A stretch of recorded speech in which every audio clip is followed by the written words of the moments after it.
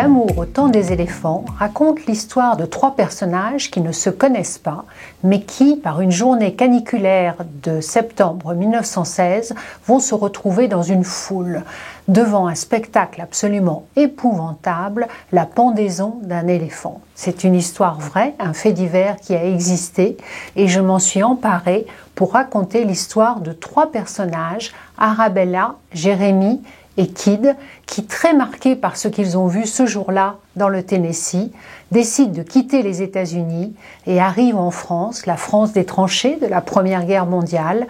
Là, dans le Paris des années 20 et des années folles, ils vont fomenter un plan extraordinaire avec un éléphant.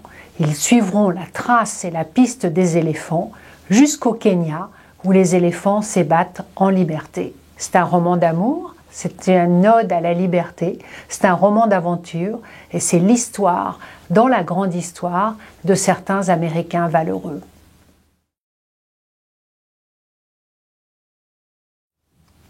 J'ai voulu raconter une histoire à partir d'une photo qui m'a choquée, qui m'a vraiment étonnée et que j'ai trouvée par hasard en fait au cours de mes recherches. Il s'agit de cette image en septembre 1916 dans le Tennessee, dans le sud des États-Unis. Donc, on a pendu un éléphant qui avait tué quelqu'un qui le maltraitait. C'est une histoire incroyable, mais c'est un fait divers. Et je pars de cette image-là pour raconter le destin de trois jeunes Américains en quête d'aventure.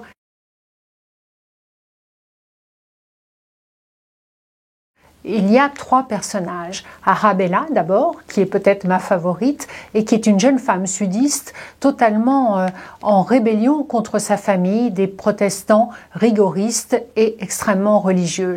Il y a aussi Jérémie, qui est un jeune homme un peu plus âgé, journaliste de son état sur la côte Est, qui va partir vers la France pour suivre les Marines dans leur combat pendant la Première Guerre mondiale. Et enfin, nous avons Kid. Kid est un garçon qui vit pauvrement dans les champs de coton comme ouvrier et qui sera poursuivi par le Ku Klux Klan. Ces trois héros sont en quête de liberté, en quête d'aventure. Ils vont se rencontrer dans le Paris des années 20 et vont ensemble partir en Afrique.